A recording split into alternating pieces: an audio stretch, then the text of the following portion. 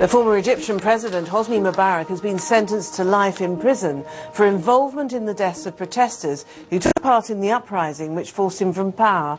His former interior minister, he was also jailed for life, but Mubarak's two sons, they were acquitted of corruption, and 6 former police commanders were also cleared of killing demonstrators during the uprising. Well, the former president was the first of the accused to be sentenced. This was the moment the verdict was announced.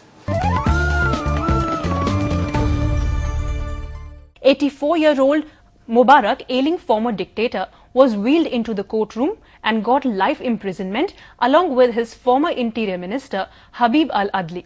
6 former police commanders were acquitted by the court, which also dropped corruption charges against Mubarak's 2 sons, Ala and Gamal.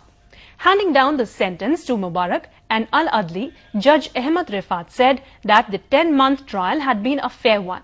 He said Egyptian people had suffered 30 years of darkness under Mubarak's rule.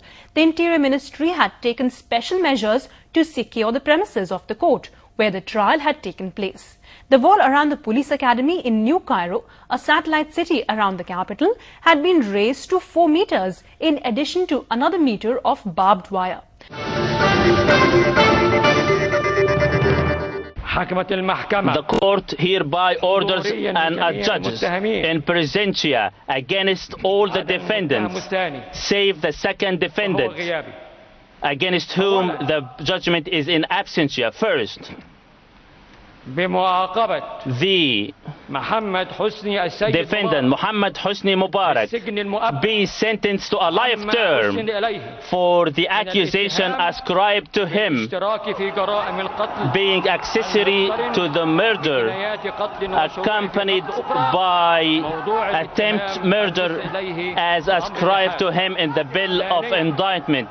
Second, the defendants Habib al-Adli be sentenced to a life term for the accusation brought against him, being accessory to murder with attempt murder as per the bill of indictment.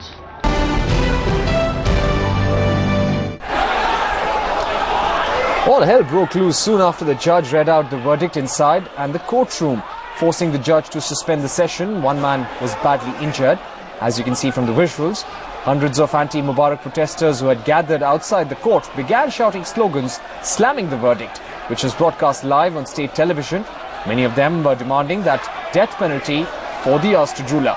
The verdict was broadcast live on the state television.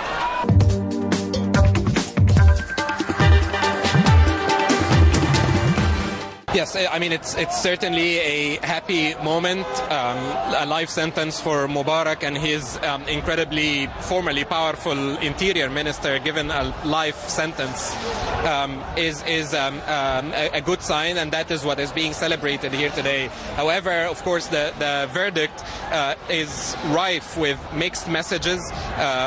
It is a mixed baggage. It seems from what the judge has said, and we are yet to read the written reasons for the verdict, it seems that the court convicted Mubarak and Adli of having failed to intervene to prevent the killings, to stop the killings. However, they were not convicted of having actually ordered or aided and abetted the killing of protesters.